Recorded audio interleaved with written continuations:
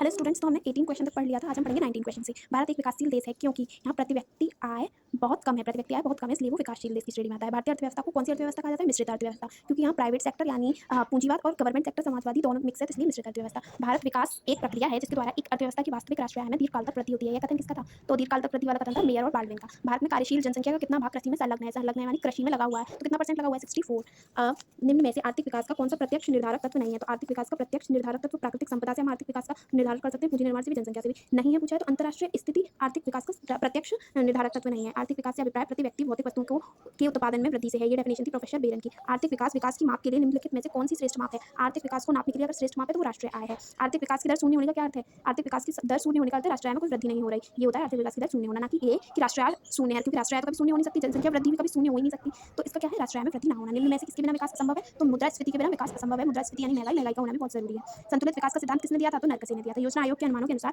देश में 2019-21 के बीच में जो निर्धनता रेखा से नीचे की जनसंख्या है उनका प्रतिशत कितना है? तो 14.96%। अंत्योदय कार्यक्रम का उद्देश्य क्या था? अंत्योदय कार्यक्रम का उद्देश्य निर्धनों में से भी सबसे निर्धन लोगों को ढूंढना और उनकी सहायता करना था। संपूर्ण ग्रामीण योजना कब प्रारंभ की गई थी? संपूर्ण ग्रामीण योजना भारत में सितंबर 2001 में प्रारंभ की गई थी। भारत में नए औद्योगिक उत्पादन सूचकांक का आधार वर्ष क्या है? तो 2011-12 नए औद्योगिक उत्पादन सूचकांक का आधार वर्ष है। भारी उद्योग मतलब जो इंडस्ट्रीज, हैवी इंडस्ट्रीज होती है, उसको किस पंचवर्षीय योजना में लागू किया था? तो द्वितीय, जितने भी हमारे इंडस्ट्री उद्योगों से रिलेटेड है वो द्वितीय पंचवर्षीय योजना है, और कृषि से रिलेटेड प्रथम पंचवर्षीय योजना है, और कृषि और उद्योग दोनों का मिक्सचर तृतीय पंचवर्षीय योजना है।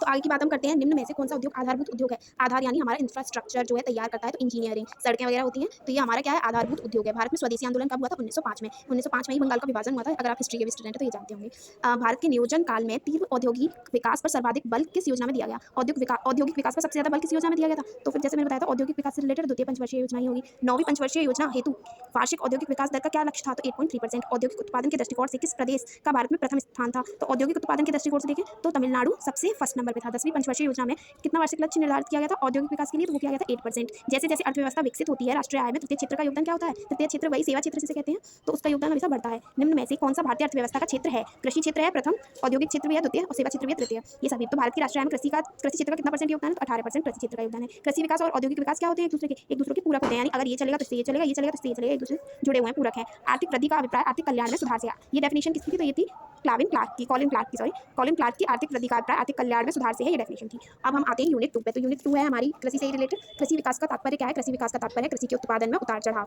ठीक है। योजना काल में कृषि का उत्पादन निरंतर, तो योजना काल में अब कृषि का उत्पादन मतलब जितना वो प्रोडक्शन करती है तो वो घटा हुआ था, कभी बढ़ा हुआ, घटता बढ़ता रहता है। 12वीं पंचवर्षीय योजना आपको पता ही है 1951 से स्टार्ट हुई थी, और पहली पंचवर्षीय योजना 51 से 56 थी, और जो लास्ट पंचवर्षीय योजना थी 12वीं पंचवर्षीय योजना वो 2012 से 17 तक थी। 9वीं पंचवर्षीय योजना में कृषि के लिए वार्षिक दर जो प्रस्तावित की गई थी 4.5% थी। भारत में कृषि उत्पादकता का स्तर कैसा है? तो वो प्रति श्रमिक उत्पादकता के आधार पर भी है और प्रति हेक्टेयर उत्पादन की मात्रा के आधार पर भी है। इन दोनों के